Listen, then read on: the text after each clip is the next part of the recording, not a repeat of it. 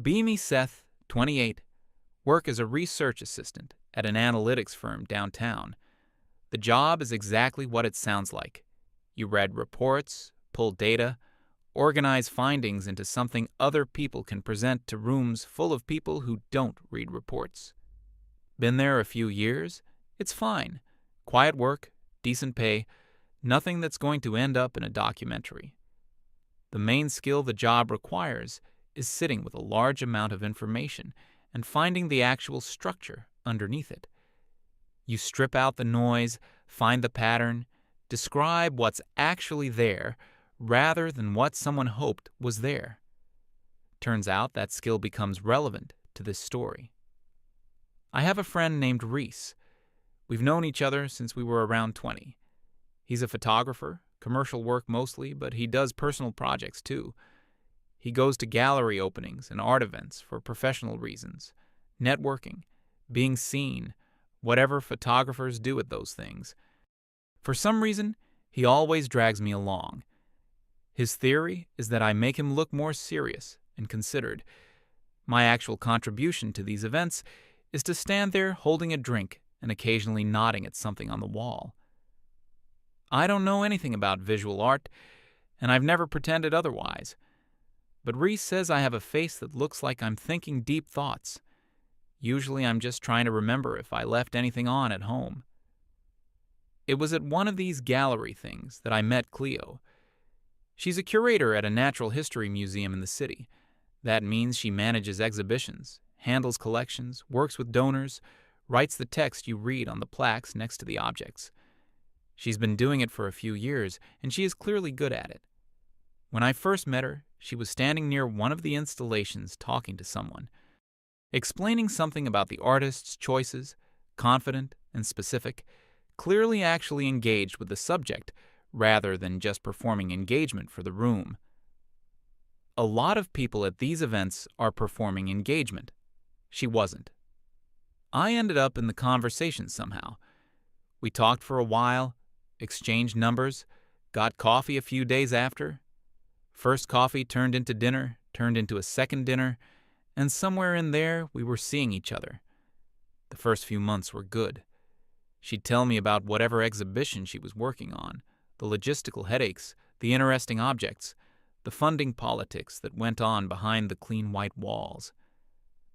I'd tell her about whatever research project I was in the middle of.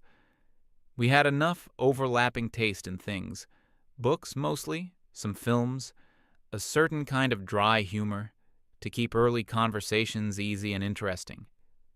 She was opinionated, and I genuinely liked that. I'm not great at small talk, so someone who shows up with actual positions on things is a relief to me. She had views on everything, and she stated them clearly, and she knew a lot. I found that attractive. She was also good company outside of conversations, easy to be around, the kind of person who makes a Saturday morning feel useful without making it feel scheduled. We'd go to markets, look at things, get coffee, wander.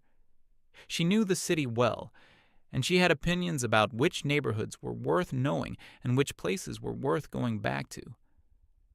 For a few months, it genuinely felt like one of those situations where you think, okay, this works. This is something.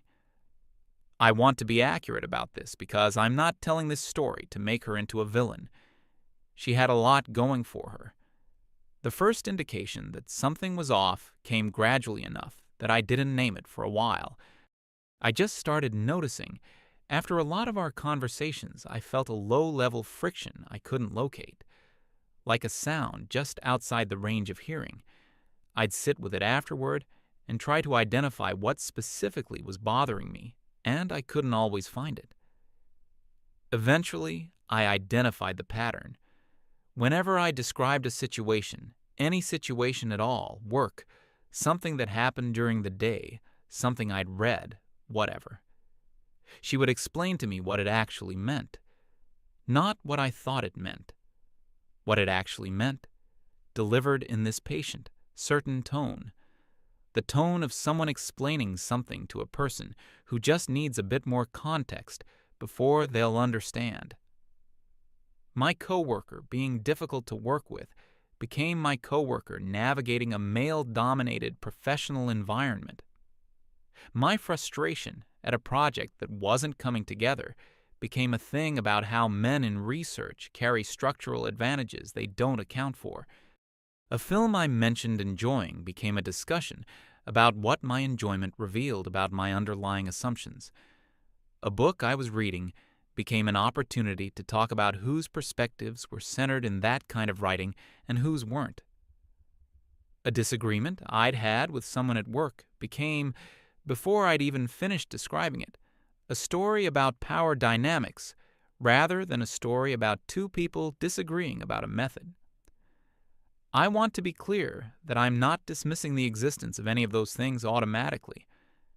Those conversations can be real and worth having, but it happened with everything. There was no version of any story I told where the first response was just, "Huh, that sounds frustrating. Are you doing okay?" It was always immediately sorted into a framework, always relocated into a larger structure, always a lesson to be received rather than a thing to just sit with for a moment. And there was something else underneath it that took me even longer to name. I was never the one who had a point. I could describe a situation, and she could describe the same situation, and somehow her version was always the structural truth, and mine was always the thing that needed to be corrected. Not in an aggressive way. She was never rude about it exactly. It was patient, almost kind, the way you'd be patient with someone who was almost there but not quite. The cumulative effect of that over months is something you can't really describe in a single moment. I started adjusting my behavior around it, not consciously at first. I just noticed I was sitting on something I'd normally mention because I was doing the calculation in my head without realizing I was doing it. Is this worth starting? Because if I start this, the evening shifts into a long discussion, and I end up having done more work to be heard than I actually got back in return. And the conversation always came out the same way, with me understanding something about my position and her feeling like she'd helped me get there. I told myself every couple has a thing. Some couples fight about money or practical arrangements or family. Ours was ideological discussions. That's not the worst thing in the world, I reasoned, kept adjusting, kept editing myself a little more each time without quite noticing the accumulation. I'd done something at work I was actually proud of, and I caught myself thinking about whether to bring it up. Not because I thought she wouldn't be interested, because I knew within about a minute it would become a structural conversation instead of me just telling her about something I was pleased about. So I mentioned it briefly and moved on. That's a small thing on its own, but when you're doing it with everything, it adds up to something larger than any individual moment. Reese came over for dinner at some point, all three of us. He'd met Cleo a few times before, and he's always polite, makes an effort, he's good with people. At some point during the meal, she went to the bathroom. Reese looked at me and said something like, "Does she always explain you to yourself like that?" I said she just had strong opinions. He gave me the look. Reese has a specific look for when he thinks I'm wrong, but he's decided not to push it. It involves a slight pause, and then a very neutral expression that somehow conveys everything. I've known him long enough that I can read it clearly. I told him it was fine. He said okay. For the record, he was right, and I was wrong. I didn't know that yet. The evening with the list happened a couple of weeks after that dinner. We were at her place. I'd been there for the evening. We'd eaten. We were talking. I mentioned I was tired. Not fishing for sympathy, not trying to start something. Just as information. Because it was true. It had been a dense stretch at work, and I was running a bit low. She said something about how I didn't really understand what genuine professional pressure felt like. She brought up the specific challenges women face in curatorial roles, the additional scrutiny, the need to perform and justify in ways men in equivalent positions generally don't have to. She said my tiredness was a kind of baseline tiredness, and I should probably try to keep that in perspective. I sat with that. I didn't argue back. Arguing back is not my instinct, but being told that my tiredness didn't count landed differently that evening. Maybe I just had less buffer than usual. Maybe it was the accumulation of a lot of smaller moments over months, all hitting at once. I don't know exactly. I just know it was different. After dinner, she got up, went to her bag in the other room, came back with a folded piece of paper. Handwritten, neat, 9 book titles with the author listed underneath each one. She put it on the table between us. She said she had been trying to explain certain things to me for months and was tired of working that hard at it. She said these books would give me the foundation I was clearly missing.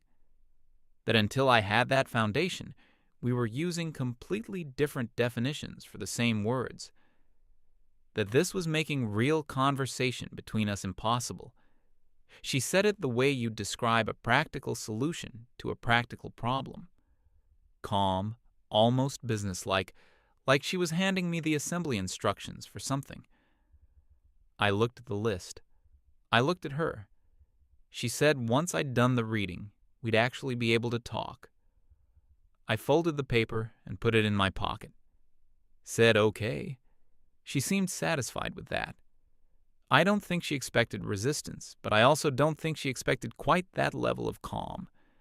I went home, put the list on my kitchen table, made tea, looked at it for a while. 9 books. I'd heard of some of them in passing, had a vague second-hand awareness of what a few of them argued, but I hadn't read any of them properly. Here's the thing about giving a reading list to someone who does research for a living. I read things carefully.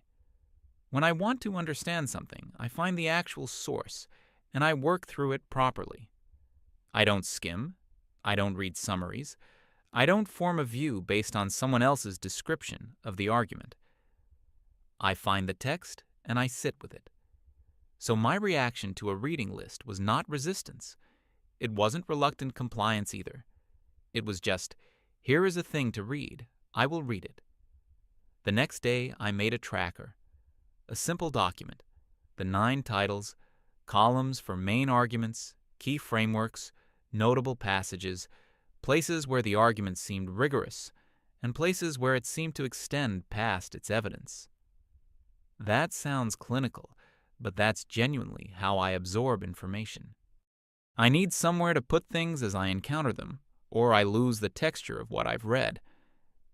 I started the first book that week and worked through the list steadily over the following few weeks. Read in the mornings before work, on lunch breaks, in the evenings after dinner. It's not like I was racing through them. I was reading properly. Cleo saw the stack on my desk when she came over and seemed genuinely pleased about it. There was something in her expression I registered and set aside. It looked like relief, like a problem being resolved. I didn't think much about it at the time. I was just reading. The books were more varied than I'd expected. Some were theoretical, building conceptual frameworks for thinking about how power structures operate in everyday life. Some were more empirical, drawing on studies and data about how labor and opportunity actually distribute between people. Some were more personal, memoir-adjacent accounts meant to illustrate broader patterns through specific experience.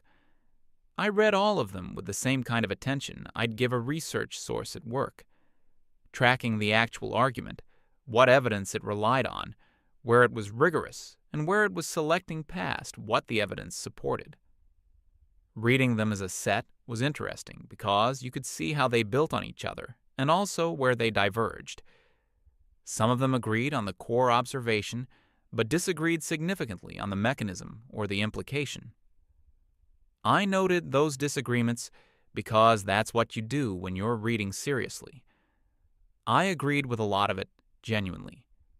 The research on the invisible distribution of domestic and organizational labor was solid and well evidenced. The concept of the mental load, the ongoing invisible work of planning and maintaining a shared situation, was a real phenomenon backed by real data. I read those sections and recognized something in them in the practical sense. Not performing understanding, but actually seeing something described that I had experienced. I also noticed where some of the broader arguments were generalizing past what the evidence could actually support, where certain things were being stated as universal that seemed more contextual. I kept those observations to myself and kept reading. There wasn't anyone to share them with anyway, and I wasn't looking for an argument. I was still just reading. What started happening around the fourth or fifth book was something I wasn't quite doing deliberately. I'd be reading a section describing a pattern, and I'd find my mind running through our relationship looking for that pattern. Not as an exercise, not intentionally, just a kind of background processing running alongside the reading. Who planned our evenings when we did things together? Who remembered the practical details of things we'd talked about needing to do? Who had picked things up for both of us without making it into an announcement? Who had consistently cooked when we were at my place? Who had adjusted their communication style to keep friction low? Who had been doing the invisible ongoing work of keeping things running smoothly? Who had done the work of managing the emotional temperature of the relationship? Who had been the one to smooth things over after difficult conversations, and who had been the one those conversations were usually aimed at? The answers came up consistent. They were not ambiguous. I wasn't upset reading this. It wasn't a dramatic revelation. It was more like something that had been slightly blurry for a long time, finally coming into proper focus. I kept reading. By the time I finished the 9th book, I had about 40 pages of notes. Frameworks, specific arguments, passages I'd flagged, places where different books connected or contradicted each other. I also had a fairly clear picture of what our relationship actually looked like. It was different from the picture I'd been operating with. Not dramatically different, just clearer, more accurate. The first time I used any of the vocabulary from the list was an ordinary evening a week or so after I finished. Cleo had come over, I'd cooked, which was the usual arrangement when we were at my place. After dinner, she was on her phone on the couch, and I was cleaning up. I said, while rinsing a pan, that I'd been reading about the mental load concept, the invisible ongoing work of planning and maintaining a shared situation. The research showing that whoever carries that disproportionately accumulates a specific kind of chronic background stress. I said it neutrally, just as a thing I'd been reading about and thinking about. Then I asked, genuinely, which of us she thought was carrying more of that load in our relationship. She put her phone down. There was a pause. She said that was a different context. I asked what context the research was designed for then. She said I was being reductive. I said I was asking a specific question based on a concept from the reading list she had given me. She said the books weren't meant to be used like that. I asked how they were meant to be used. She didn't answer that directly. Talked about the bigger structural picture I was missing. I said, okay, what was the structural picture? She went back to her phone. The conversation ended there. But something had shifted in the room, and I could feel it. She didn't seem angry exactly. She seemed unsettled, like she'd been expecting the question to land differently. I kept drying dishes and didn't say anything else about it. I added a note to my phone that evening. Just what had happened, roughly when. It felt like a researcher's instinct, more than anything deliberate. I'd been keeping notes since I started reading the list, connecting ideas between books, tracking where the frameworks mapped onto observable things. This was just extending that habit into the relationship itself. A week or so after the dishes conversation, she canceled on me. We had plans she had actually suggested, going to see a photography exhibition that Reese had told us both about. I'd been looking forward to it, the kind of afternoon that felt easy and low pressure. I was already on the train, maybe 15 or 20 minutes out when my phone buzzed. She wasn't coming. She was tired. Sorry. No further detail. I turned around and went home. I wasn't furious. I was flat. Flat is different from furious. Flat is what happens when something confirms a pattern you've been trying not to name. I didn't make anything of it that evening. I made something to eat and watched something on my laptop and went to bed. Just sat with the flatness. The next day, I brought it up. I said clearly that if I had canceled on her the way she'd just canceled on me, she would have made it a significant thing about how I didn't value her time. She said I was comparing incomparable situations. I mentioned a section in one of the books on her list that I had bookmarked, a passage about how double standards in communication expectations are the everyday mechanism through which inequality in a relationship gets maintained. That holding different people to different norms in how they're required to communicate is not a small or incidental thing. It is actually the structure. I said I was applying what I'd read. She said I was doing it deliberately to provoke her. I said I had done what she asked, read the material carefully, and this was me engaging with it. She said that wasn't what she'd meant by engaging with it. I asked what she'd meant then. She said engaging meant using the ideas to grow, not to compete. I said I wasn't competing with anyone. I was describing a situation using the framework she'd provided and asking a genuine question about it. She said I had a deeply defensive reflex and was incapable of receiving feedback without immediately reversing it. I said I had spent the better part of 8 months not pushing back on things, that now I was engaging with her own framework and pointing out where it applied to her. That was being called a defensive reflex. She said this was exactly the problem with how I'd approached the reading. I said I was uncertain what the correct approach looked like if applying the ideas was automatically wrong whenever they applied to her. She said she was too tired for this conversation. Left. I added to my notes. A couple of weeks after that, there was the dinner at her place with 2 of her colleagues from the museum. I'd met them both before at various things. We'd talked. It had always been fine. Cleo cooked. We ate. Conversation moved around naturally. I was talking about a project I'd been working on. It involved municipal archival data from different periods that used incompatible recording standards. An interesting methodological problem about how you reconcile sources that were built on different assumptions. I was maybe halfway through explaining what made it complicated, what made it genuinely interesting as a problem. Cleo started talking. She didn't do it aggressively or obviously. She picked up what I was in the middle of saying, translated it into her own phrasing, added her interpretation of what I was working on. And the conversation continued from her version. Her friends engaged with her version. I sat there, finished my drink, waited. A couple of minutes later, there was a natural lull.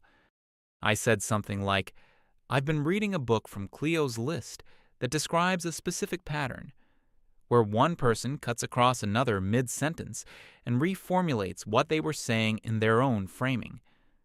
The book had specific terminology for it. I said I was curious what the equivalent term was when it went in the other direction. The table got quiet. One of her friends looked at Cleo. The other one looked at me. Cleo said it was a completely different situation. I said I understood she thought so, and I was asking her to explain the distinction, because the way the book described the pattern seemed general rather than directional. She said she would explain it later. Later never happened. After her friends left, she was cold for the rest of the evening and didn't want to talk about it. I didn't apologize because I'd asked a question during a conversation, and I thought that was within reasonable bounds. She said I had embarrassed her in front of her colleagues on purpose. I said I had asked a question that she had been welcome to answer. She said I knew perfectly well why she couldn't answer it. I said if I'd been sure I knew the answer, I wouldn't have needed to ask. We went around that circle for a while. Eventually, she said I was fundamentally incapable of receiving feedback without deflecting. I said I hadn't deflected anything. I had applied a concept from her reading list to something that had just happened in real time in front of everyone. She said the framework wasn't designed as a reversible tool. I said I genuinely didn't understand how a useful framework could only be valid in one direction. She said she was too tired and went to bed. I went home. It kept going like this. Not every evening, there were ordinary ones in between. But these collisions had a rhythm now. I recognized the rhythm. A few weeks after the dinner, there was an evening at her place where she was talking about work stress, something significant coming up at the museum, complications with a major donor, a colleague who wasn't delivering on their part of the project and making everything harder. She talked for a long time, and she was good at laying it out. I could follow all of it clearly. I listened carefully, asked follow-up questions, stayed in it with her. There was a natural pause eventually. I mentioned I'd had a difficult stretch at work too, a particular project going sideways in a way I hadn't anticipated. She said I always said things were fine, though. I said the reason I said things were fine was that every time I'd actually started to describe something going on for me, the conversation had shifted back to her experience. So I had stopped starting those sentences a long time ago. She said that wasn't true. I said I wasn't accusing her. I was just telling her what I'd observed happening over time in our conversations. She said keeping score wasn't the same as being in a relationship. I said I wasn't keeping score. I was describing a pattern. And there was a meaningful difference between those two things. I said if describing a pattern equaled keeping score, then every single book on her reading list was keeping score, because they all describe patterns, and that was their entire method. She said I was being deliberately obtuse. I said I was trying to be precise. She went back to talking about the colleague. I listened for another 20 minutes. She wound down eventually, and the evening got quiet. I stayed a while longer, then went home. I didn't bring my project up again that evening. By this point, I had moved from phone notes to an actual notebook. More space, clearer to organize, easier to look back at. Dates, what had happened, what was said, the dynamic around it. I wasn't planning to do anything specific with it at that point. It was just how I worked. You track things, you keep records. You don't rely on memory for things that matter, because memory is unreliable and selective. The notebook was getting full. There is something clarifying about writing things down in that way. It takes the ambient noise of a situation and gives it a shape. I'd been doing it for weeks, and the shape was becoming very clear. Cleo's friends contacted me around this time. Separately, not together, which suggested coordination. One of them had what was presented as a casual check-in that felt like it had a different purpose underneath it. Asking general questions about how things were between us, in a carefully neutral way that was doing quite a lot of work. The other was more direct, and said Cleo felt like I was weaponizing feminist theory to win arguments. I sat with that phrase for a while. Weaponizing feminist theory. I'd been given a reading list and told explicitly that without doing the reading we had no common language and couldn't have a real conversation. I had done the reading. I had engaged with the arguments carefully and seriously. The arguments applied to observable things in our relationship. I had raised those observations using the vocabulary the books had given me. At exactly which step in that sequence had I done something wrong? I genuinely could not find it. The evening her friends came over happened maybe 2 weeks after those conversations. Framed casually, they were in the area. They thought they'd stop by. Fine by me. We sat in the living room, some small talk, and then one of them got into it. Said she'd heard something about what was going on between Cleo and me, and she was concerned I was engaging with these ideas in a fundamentally adversarial way. That feminist theory wasn't a debate toolkit. It was a lens for understanding structural dynamics. The other one nodded along. Cleo was watching from the chair across the room. I got up, went to my desk, got the notebook, came back and sat down. I said I preferred working with specific things. So, let's be specific. I opened the notebook. Over the previous couple of months, I had cooked at my apartment around 23 times. Cleo had cooked at her place when I was there roughly 4 times. She had canceled plans without advance notice or any explanation 6 times. I had canceled once, with advance notice and a full explanation and an apology. She had talked across me mid-sentence in group settings on at least 3 occasions I had noted clearly enough to write down. Twice she had paraphrased something I said in a way that shifted what I'd meant, and conversations had continued from her version without anyone returning to mine. Once, at an event at her museum with her professional colleagues, she had introduced me to someone with something about how I was still working my way towards certain ideas. Said in a warm tone, like she was being fond and indulgent, but said to a room full of her peers. I read through the list, closed the notebook, set it on the table.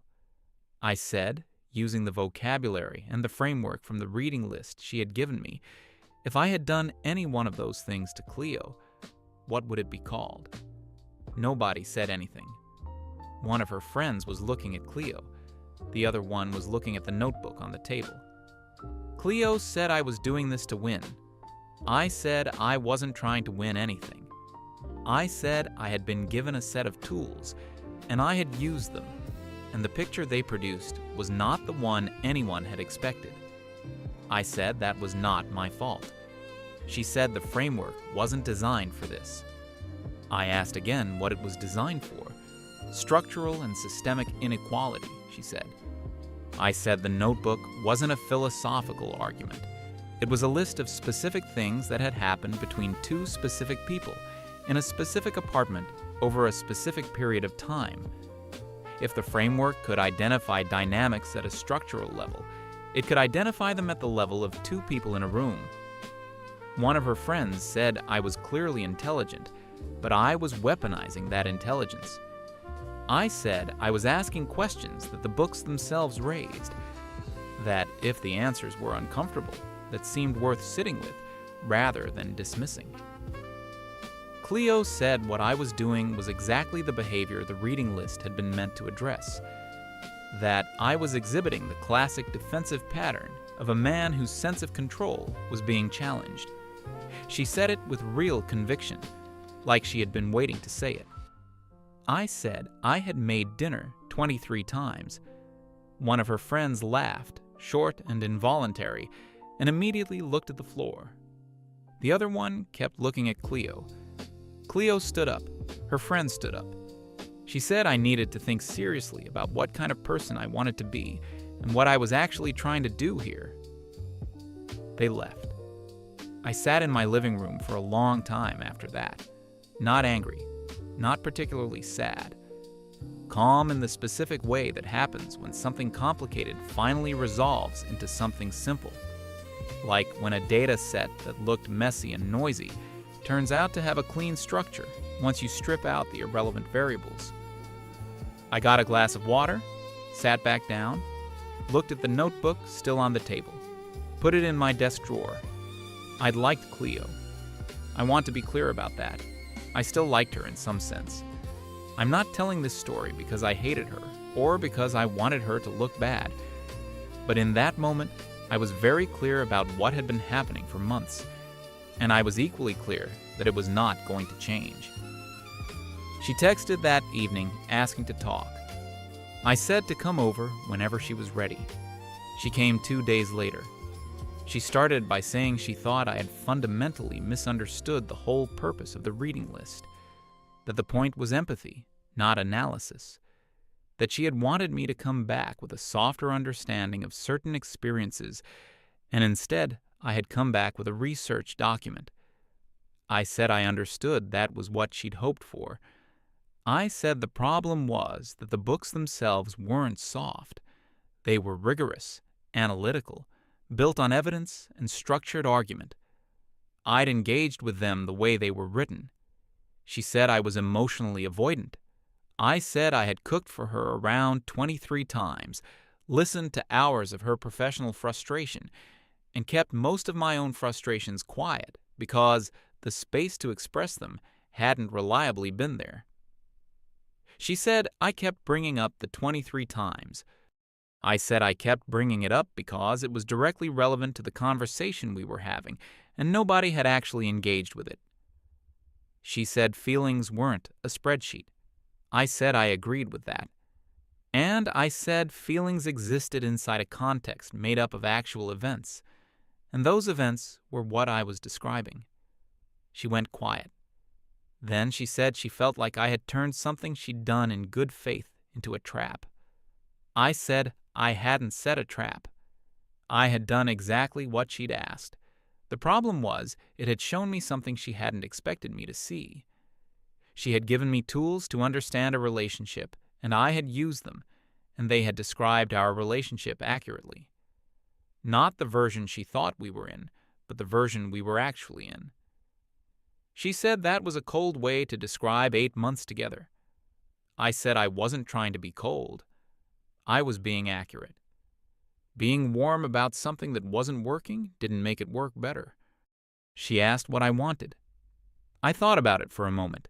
I said I had wanted a relationship where 2 people talked to each other without one of them carrying a reading list for the other, where someone could mention they were tired without being told their tiredness wasn't structurally significant, where one person's stories weren't reformulated in the other person's framework before they were allowed to count, where someone asking a genuine question wasn't described as exhibiting a defensive pattern, and where the work of making things run was shared and not invisible in only one direction.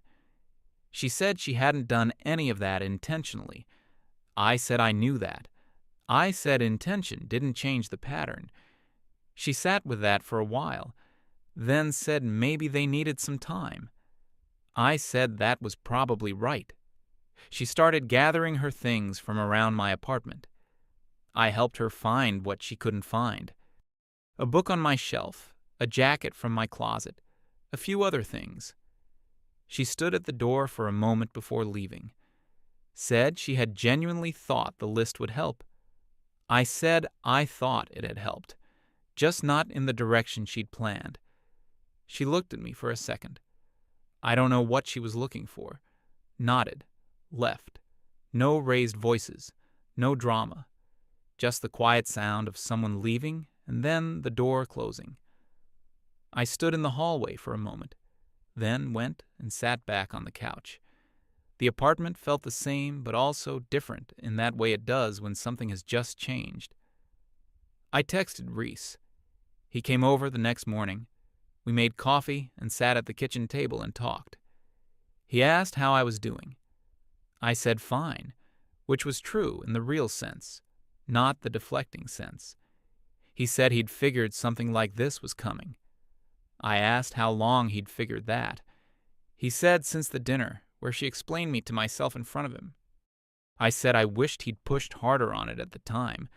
He said I wouldn't have listened. He was right about that, too. He looked at the bookshelf. The stack had been visible on my desk for weeks, and now it was gone. Asked where they went, told him they were in a box. He asked if I'd read all of them. I said yes. He thought about that for a moment, asked if they were good. I said some of them were. He asked if they'd helped. I thought about it for a second. Said yes, they had, just not the way she planned. He sat with that for a second, then said that sounded about right. He asked if I was going to see anyone else. I said not for a while, probably. He nodded at that, like it made sense. We talked about other things after that, his work, a project he had coming up, nothing heavy. It was a good morning, actually. I've moved apartments since then, different part of the city. Still the same job, still see Reese. I'm doing okay in the way that's actually okay and not the deflecting version. Cleo has a big exhibition coming up. Mutual acquaintances have mentioned it. She's doing fine. I don't think about the list very much anymore. When I do, it's more like looking back at a solved problem than anything else. The irony of the whole thing is that I actually learned things from those books. Genuinely. The research was real, and some of it was useful, and I'd recommend a couple of them to anyone who was curious. I just also applied it honestly, rather than selectively. Apparently, that's the part nobody had factored in. That's the thing about giving a researcher a reading list. They don't read it the way you want them to. They read it the way the text is actually written. She gave me a set of tools and assumed she already knew what I'd build with them. I used the tools and found something she hadn't expected to be there. That's what happens when you give a reading list to someone whose job is reading. They read it,